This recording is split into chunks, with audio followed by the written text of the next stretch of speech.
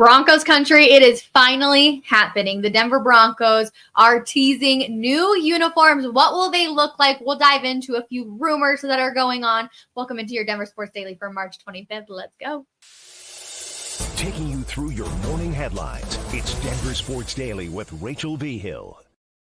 Oh, new uniforms, the talk that everybody loves to have. I know fans have been waiting for what feels like forever to say, are the Broncos actually going to be getting new uniforms? They released a tease video we're about to play here in just a second, but Damani Leach ends up tweeting out, like you can see on the right hand of your screen, it's happening. So we will roll the video because it's really cool. And I love how they did the threads and everything of that nature. I'm super stoked about this, but I do believe that orange is going to be the primary color for these Denver Broncos uniforms, which I think some people are totally into. I know some people definitely wanted to go back to that older style uniform that we have seen. Hopefully this means new helmets are going to be coming with the new uniforms, etc. Again, there's a ton of rumors going on right now that we've seen mock-ups from different people, and the Broncos are going to use those. We're going to mix, the old uniforms and the uniforms that they currently have. I feel like there's just a ton of different rumors. So, of course, we will keep you up to date on everything over at denversports.com. But we will move on because Sean Payton went on to speak about J.J. McCarthy. And there were lots of rumors going around. They're like, Sean Payton wasn't out at JJ's pro day. Why not? What was going on? Well, that's because they held a private workout with JJ the day after his pro day at Michigan. Here's Sean Payton speaking on it. For some of these guys, we'll have an individual day separate. I wasn't at JJ's pro day, but we had a private the next day where we sent him a bunch of information, spent 4 or 5 hours with him, and made him throw all over again.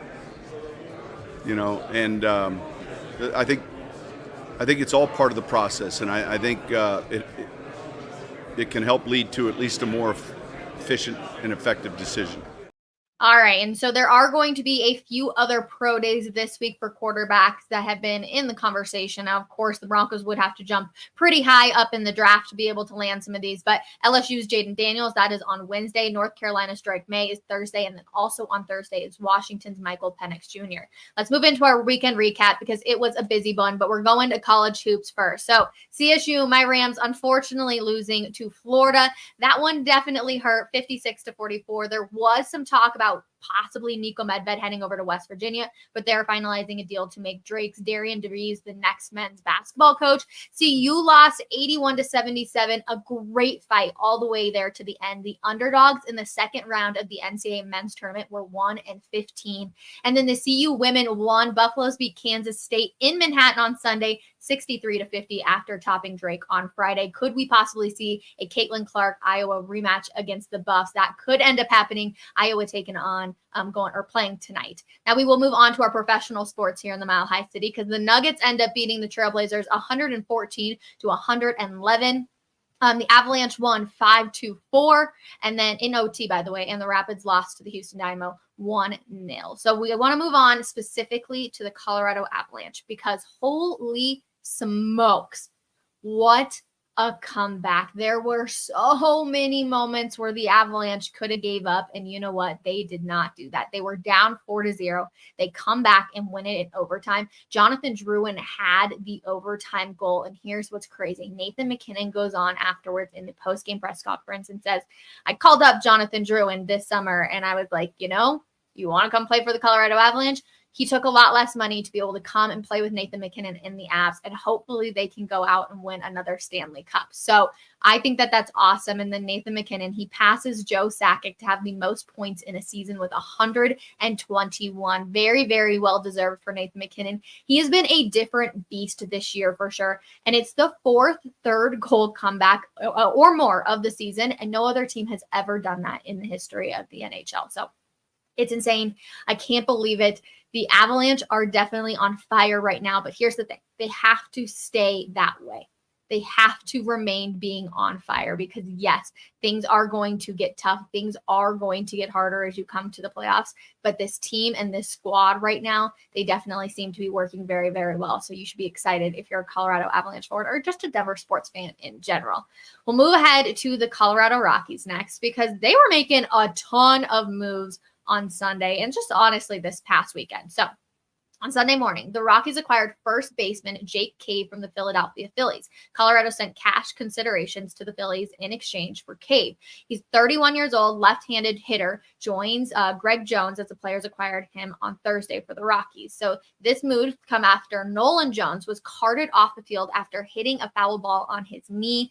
Seemed like it was really, really nasty. Manager Bud Black did say after the games that Jones suffered a contusion, and he said that he felt that he was going to be fine. Now, they also had Xavier Tovar had a long-term deal that he ended up signing with the Rockies for at least the next 7 seasons. It's 7 years, like I said, and it's going to be worth up to $84 million right there. That is going to be up until the 2031 season. So the Colorado Rockies are making moves, and hopefully Nolan Jones will be okay, because that would be a massive, massive blow to the Colorado Rockies this year if he is not able to come back. Now, Coach Prime, here we go. We're going to throw this graphic up because a lot of people are saying he's going to pull an Eli Manning move. He ends up going on a podcast and essentially saying that certain cities, it's not going to happen when it comes to Shedeur, and it's going to be an Eli. He's referring to the 2004 NFL draft where Archie Manning announced that his son Eli Manning wouldn't play for the Chargers, who held the number 1 overall pick. The Chargers would end up taking Manning number 1, but later trading him to the Giants for Phillip Rivers. Move to the NFL just a little bit because the Chiefs are shipping star cornerback L'Jarius Sneed out of town. They sent him to the Titans for a 2025 third-round pick. What's weird about this is they just signed him from the franchise tag. So what happened in the last month, essentially, for him to go from franchise tagging to getting traded? I'm not entirely sure. It's going to be a 4-year deal with the Titans that will make him one of the top paid cornerbacks in the league. But he's coming off a season where he did not give up a touchdown pass in the regular season and helped the Chiefs win their 2nd consecutive Super Bowl. So this move is really, really weird for me. And of course, I always like to talk about anything that relates to the AFC West, but I'm again just not really sure about this move.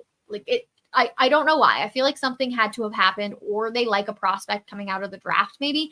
I'm not entirely sure. It was just kind of strange to me that they franchise tagged him and then said, yep, peace out. Good luck in Tennessee. And I'm not exactly sure what they're going to move and do next. But last thing I got for you on this Monday.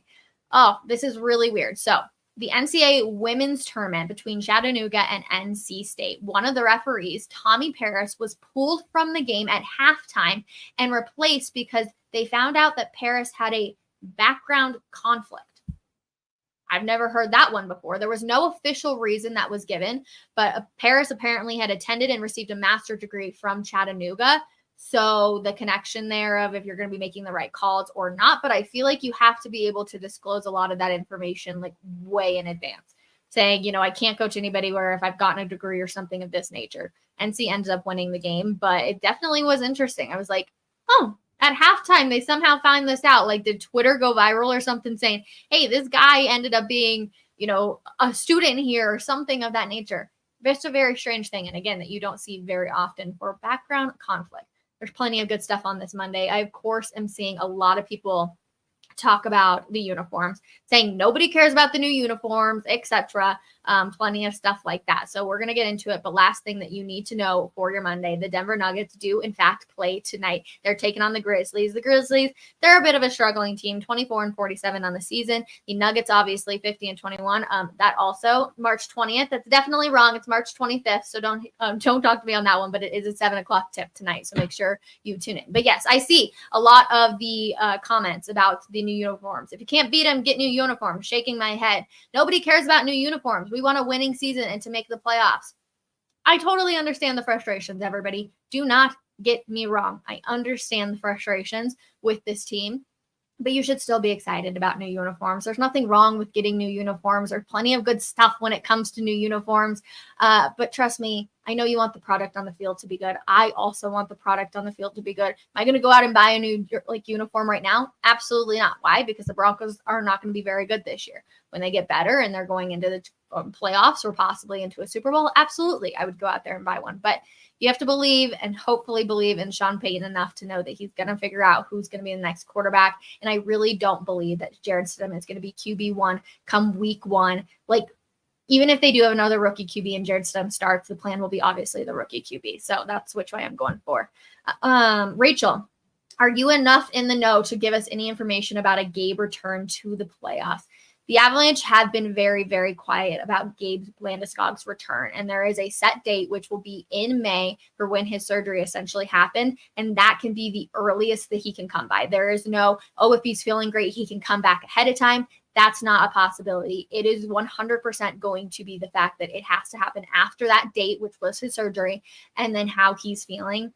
I would be very surprised if Gabe Landeskog returned for the playoffs just because it takes such a long time to get back into hockey shape. We even saw it a little bit with Val Nichushkin. It took him a few games to kind of get back into things, Sam Girard, etc. And for Gabe to not have skated in pretty much 2 years to come back and be ready to go in playoff peak, it just doesn't make a whole lot of sense for his career or for the Colorado Avalanche, and especially since they're finding so much success already. I just don't think that it's going to happen. So I know everybody would love to see Gabe, but I also know that if he can, he will 100% be at any and all of the playoff games moving forward. And you guys, I think that the Colorado Avalanche are going to go very, very far in the Stanley Cup playoffs. So that is going to do it for your Monday. I appreciate you all hanging out with us. Come hang out with me and James Marilat at 12 p.m. I love how everybody always hates a little bit on James, but you guys, the viewership numbers, the comments we get whenever James is on, you guys make it so much freaking fun every single time we have it for that show. So come hang out with us. We're going to be talking about everything the Denver Broncos have announced at the coaches meeting today. So we will see you guys then, 12 p.m. We'll talk to you later. Get back to work, everybody. Bye.